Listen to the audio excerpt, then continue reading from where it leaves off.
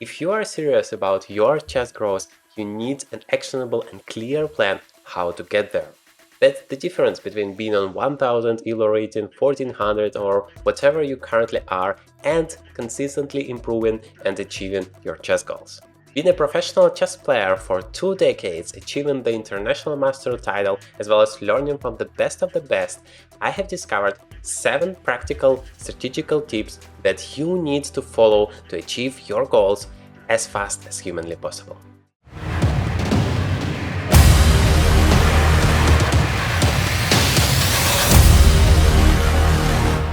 What's up, chess player, and welcome to the Journey to Grandmaster, the place where you can improve every single aspect of your chess game. So I train every day now with this book Inside the Box from Jacob Agard nowadays, and this is such a fascinating thing to learn because it's not only about chess positions, it's not only about, calculating concrete lines. He also talks so much about really strategically going about it, about your training, about chess improvement. And what I find so interesting about this book is that so many things that the author talks about and advises you apply to achieve your goals as fast as possible in chess, I actually discovered myself throughout a huge journey of painful losses, throughout an incredible amount of effort I put into my chess education. I wish I have had this book many years before to get to where I am now much faster, and of course beyond, to get to my essential goal, which is the purpose of this entire YouTube channel, to get to the Grandmaster title. And of course, by showing that it is possible, inspire you as well as 10,000 more chess enthusiasts to achieve their chess goals. Tip number 1. Have a growth mindset. Mr. Agard talks about 2 types of mindset you might have. Fixed mindset versus growth mindset. And I find it a very fascinating coincidence that those things are shortened to FM and GM. And of course, we are striving to become a GM, growth mindset. So the main point here is that you need to take everything that happens in your life, mainly chess-wise we are talking about here, but just in general as well, as an opportunity to grow. Like you are playing a chess game and you need to focus on it like a chance to become a stronger chess player. Yes, you might lose a game, but it doesn't really matter. Like, of course, you're upset in a current moment, but as a part of a huge journey, just one little step, that maybe this loss is actually more useful for you than a victory that you get by accident because your opponent blunders in a very important moment. Maybe the loss is actually more useful for you. You're going to learn so much out of it because you're going to analyze the game more concretely, more sharply, more focused, and you're going to discover so many things that you can improve, your weaknesses maybe, that you can turn into strengths, and then eventually it's going to be a great thing. For example, I had such a terrible event back in 2017. It was like the most horrible tournament in my entire life because I scored 0 points out of 4. It was a normal 9-round tournament, but I was so sick of losing the games. I have blundered like checkmate in 2 moves. You know, it's a classical game. It's an opening. I have blundered checkmate in 2 moves. I was completely done. I was about to quit chess altogether. I mean, that was one of the most devastating moments, probably the most horrible one in my entire chess career. But just 1 week afterwards, I had the best tournament of my entire chess life. I have scored the first international master norm, and that was a huge turnaround. The reason why I was so successful in that second tournament is that I was already on the lowest possible point. So I thought, well, nothing worse can happen to me. I mean, 0 out of 4. What can be worse than that? I have lost. You can't even imagine how many ELO points. So I thought, okay, be whatever can be. I'm gonna just play my chess and enjoy the game. And that was actually the most successful recipe that I have had in my entire life. I understand it's easier said than done because nowadays I have similar issues because I'm so focused on achieving those GM norms now that every time I come close to it, I kind of collapse just psychologically. I can't handle that pressure. And remembering about this fixed against the growth mindset actually helps me. This is the only thing that somehow I remember when I lose those games, that maybe it's something useful. Maybe I'm gonna learn more of it, and next time I'm gonna come back stronger. Before we proceed, I just want to mention that you can get a completely free 30-day study chess plan. Link would be in the description, that goes so perfectly aligned with what we are talking about in the strategic tips. You're going to become such a stronger chess player if you complete this challenge. On top of that, you get a completely free private Q&A with me so that you can ask all of your questions so that I can help you to accelerate your chess growth even more. All you need to do to get all of that is to complete a very quick survey. It would take like 10 minutes of your time to help me with my master thesis project, which is all about chess. So you're gonna even learn a useful chess topic in the process. Thank you very much for doing it. It means the world to me. Tip number 2, focus on the process instead of the result. Jacob Agard argues that if you shift your focus from like the result of a certain tournament, or maybe you're playing online on chess.com and you so desperately want to achieve that 2000 rating or whatever your current goal is, just try to shift that perspective from achieving that goal, because it's not really something you can totally control. Yes, you're playing games, you're doing your best, but sometimes it just doesn't work. And then, well, I know that situation very good. When I'm just trying my best to actually achieve that goal, it only makes it worse. So instead, you should focus on the process of training. Like, yes, you're working 2 hours of chess every single day. Like, just for example, I understand that would be too overwhelming at this point for you, but you have this goal that you totally can control, and then you don't really care that much what happens in a particular day when you play online, when you play a Title Tuesday tournament, or when you play an actual OTB tournament. Because you know 100% you have put the effort, you have learned so much, and sooner or later that's gonna transform into an actual result. You just need to be consistent with that. You just need to trust the process, and the result will follow. Make your goal clear and achievable. Like, train chess for 15 minutes every single day.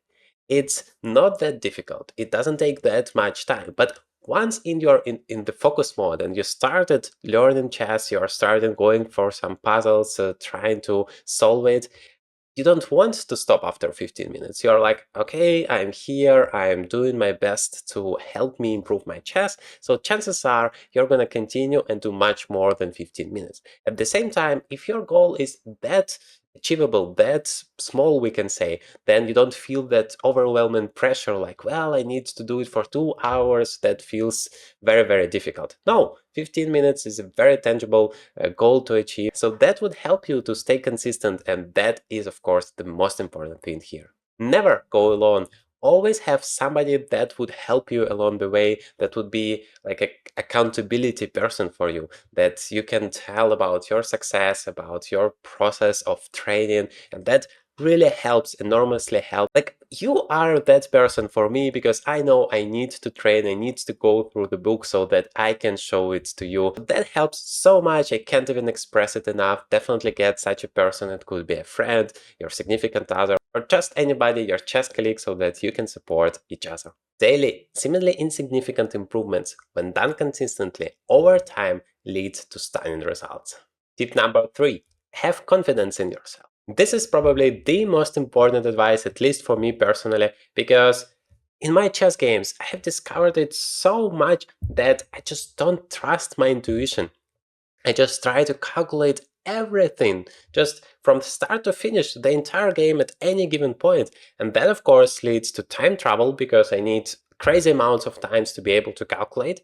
And then I inevitably make mistakes in the process. And that is even worse, so that in the end of the day, I'm in time trouble with a bad position. So it's like a horrible strategy. And the most painful thing is, in the end of the day, I come home, I check the game with the engine, and it turns out the move that my intuition told me in the first few seconds was in most of the cases the right one. And this is exactly what Mr. Agard argues in his book, that you really can't calculate everything till the end, so you should take those decisions and have confidence in yourself.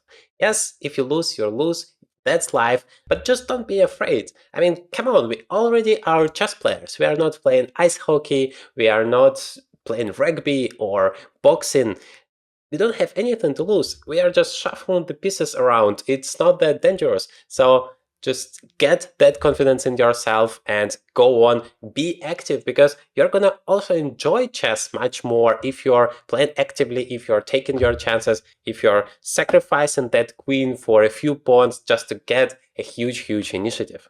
In this position, you must be confident to make the right move. Feel free to pause the video for a second, trying to find it. Meanwhile, I'm gonna tell you that yes, you need to take what it takes. You need to sacrifice the queen here with queen takes f6. Your opponent takes because otherwise you're just winning the knight without any compensation at all. And then you're taken on f6 with a check and you're completely winning as white. The king has just one move, king to h7. Now we play rook to g7 check, king h8 the only move. Now rook takes f7 with a discover check, king goes to g8. We take the queen back and we are still in exchange down, but we have a tremendous amount of strong pawns that are gonna destroy our opponent, and of course a pair of incredibly powerful bishops. Not even mentioning that the bishop, the rook are hanging, the second bishop is coming, this d6 pawn is unstoppable, it's just game over. But you would never sacrifice that queen if you're not confident in yourself and you're trying to calculate till the very last moment of the game. Jacob Agard shares an incredible, tragic story of his friend Sundberg Hansen, who played the game of his life against no one other than Leon Aronian, one of the best players in the entire world. And he was playing as white, he had a fantastic position, completely winning here, but unfortunately, he just didn't believe that he is capable of winning against such a giant. So in this position, he had taken the knight on e8, making another queen, the second queen, and unfortunately this is completely losing because after queen to h3 check, the only way to deal with the check is to play rook h2, but then rook takes g1 is coming, king takes g1 and queen to f1 checkmate. This is literally the only way not to win that game in the beginning. I mean, this is so crazy. Just imagine how devastating it might feel after the game to lose like that. The same way Fabiano Caruana tried to outplay me in our match in the World Rapid Chess Team Championship, the evaluation of the position in our game was completely equal for 80 moves straight. But he didn't care, he just continued putting more and more pressure on me, just creating some threats and see whether I can handle it. And, well, when he only had one pawn left on move 81, I finally made one mistake and that cost me a game. So this is exactly how it happens. You make your best, you do your best, you create your threats, you put your pressure on your opponent, and if he can handle all of these threats, then it's fine, that it's gonna be a draw. If not, well, you're gonna be lucky to win a game. But the point is, you care less about the result and you care more about giving everything you can, about playing a good game. Because even if you're playing the best game of your entire life and your opponent doesn't make any mistakes, that's still not gonna be your victory, that's still gonna be a draw. If you find this video useful so far, chances are you're really serious about growing your chess, about achieving your chess goals. I have developed an entire 10-day opening mastery program that enables you to build a complete, holistic, lifetime opening repertoire both for white and black. Absolutely everything you need to know to be prepared for any opponent you might face with both colors. You get lifetime access to more than 100 pure value video tutorials, about 100 practical exercises so that you can immediately apply the knowledge you have just learned into real life experience. And of course, it's not only about opening theory, it's like a complete chess program, because you all also learn what type of middle game principles you are gonna face in those positions, what kind of challenges you're gonna face depending on the level. By the way, it's not about this super pooper Grandmaster stuff that you're never gonna face in your own games. Instead, that's exactly what you need to face opponents on your level with real life examples, with a crazy amount bonus videos where I go 1000 times deeper into what you really need to outplay your opponent in any given situation in terms of openings we are learning. Use the link in the description to read the reviews people write about the course, take a look at the free tutorials so that you can get a taste of what to expect from the course, and of course to get a huge discount, because the entire program you get at a price of one single opening course, even much cheaper than that if you compare it to some Chessable courses. On top of that, I'm gonna give you a completely free lesson with me where you can ask all of your questions regarding the course or anything else that is gonna help you improve your chess. Just make sure to write me an email if you want to take advantage of that offer. Tip number 4, have a plan. If you fail to plan, you plan to fail. It's easy to say, well, you need to learn chess every day, but it doesn't really help, right? Because, well, first of all, how do you learn chess? You can just go to chess.com and play some bullet games. Is it gonna help your chess improvement? Well, the chances are pretty high. It's not. In fact, it can be detrimental for your chess progress, especially if you start losing some games and you feel so demotivated, so frustrated, and that's not the solution. Or you're gonna watch some custom videos on YouTube, whether that's gonna help your chess growth. Once again, I'm not entirely sure. Sometimes you can get some use of it, but it's very important to apply the knowledge you get on YouTube or elsewhere into your game. So it's so easy to get into that mode when you are just watching some random videos or you're playing some random online blitz games and you're thinking, okay, I'm doing that for my chess improvement. I'm not procrastinating, I'm actually doing something useful. It's like you are busy being busy instead of doing what really helps you to achieve your goals. So I suggest you clearly define what actually helps you to achieve your goals versus what doesn't. And then when you have a list of those really useful things that you know are helpful for you, then you focus on that and everything else becomes a distraction for you. By the way, I really hope that watching Journey to Grandmaster videos are going to be in the first category of useful things because I'm doing my best to be as helpful for you as possible. If you are agree with that, hit the like button. It's gonna help me so much to understand that I'm doing something useful for you. And of course, it's gonna help the video spread to more people. Tip number 5, focus 100% on the thing you are doing.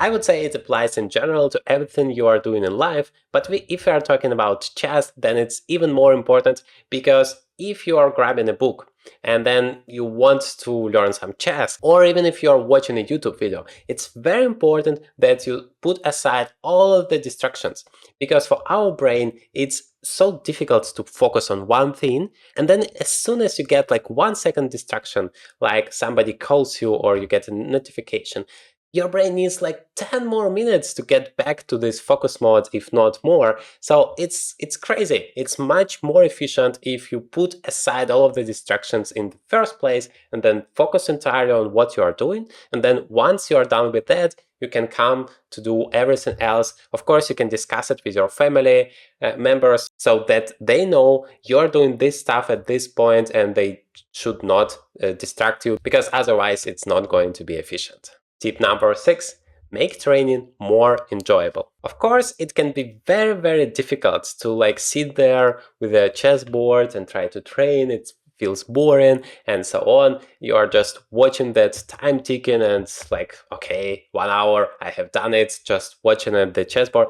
No, you are not doing a favor to yourself. You are only actually wasting your time without anything in return. So instead, I suggest you try to make your training as enjoyable as possible. For me personally, it's definitely the Chestnut EVO board from the sponsor of today's video, the Chestnut company. It has absolutely everything I need to focus on the chess improvement, to study chess without any distractions. I have the board here, I have the screen here. For example, the book I'm currently talking about, the Thinking Inside the Box from Jacob Agard, it has the text here. I can just go through it. The screen is really big and it's very easy to navigate and to read the text here. And also, when I get to some chess positions, I can just click on it and open this chessboard here and I immediately have the position here. So actually, if you use like a laptop or a tablet, you have absolutely everything you need in Forward Chess. It's a beautiful website. I've recently discovered they have so many books, including this one. The link is going to be in the description if you're interested. But it works so great in a combination with Chestnut EVO. You see all of the indicators of this current position. So I can just quickly make this position on the board and it's so efficient. Like earlier, when I had a normal book with a normal board, I needed to take so much time just to put the position on the board, then to go dive deep into some variations, and then I need to go back, but I don't remember the initial position, so I need like to spend so huge amount of time. And here I have two boards, so if I have like a separate line here, not the main line, I can just go through it on the board, just click back and forth, and then on the actual board I have the mainline stuff. So it's working incredibly efficient for me. If you are interested in the Chestnut Evo board or any of the Chestnut products, I can sincerely recommend it. I test pretty much all of them. The link is going to be in the description, where you can get a huge discount, or just use the Journey to Grandmaster coupon code before you make your purchase, before you buy a Chestnut product. Tip number 7. Analyze every single chess game you play. If you're gonna take just one thing out of this video, please take this one, because analyzing your games is the most useful thing you can do for yourself if you want to achieve your chess goals. Because if you don't analyze your games, I mean, how do you even expect to get better? You are just making the same mistakes over and over again. So it's crucial, even if it's a blitz game you like to play in chess.com, just stop once you're finished and click that game review button, or just analyze it yourself with the engine. Try to understand at which point you made mistakes and what were going through your head. And here it's like the most useful thing to do it immediately after the game, because all of your thoughts are fresh and you're not thinking about another game. If you have played like 5 games in a row, then it's very difficult to analyze all of them starting with the first one, because you already don't remember it, right? So the most useful thing is to analyze, like play one game, analyze one game, then play another one, analyze another one. And even better, if that would be not a blitz game but a rapid game, that would be a perfect way to improve your chess, to play one rapid game per day and then analyze it very, very carefully, very thoroughly, in the best case scenario, just without the engine, just comparing your thoughts and trying to understand that, trying to calculate some variations, trying to go through the lines, understanding what went wrong and where you took the right decisions. And then, of course, check it with the engine whether you got your conclusions right. Now, if you want to know how exactly you should analyze your games to make it as efficient as possible for your chess improvement, take a look at this video where I analyze my game against Fabiano Caruana that had so many instructive points. You're definitely gonna learn so much.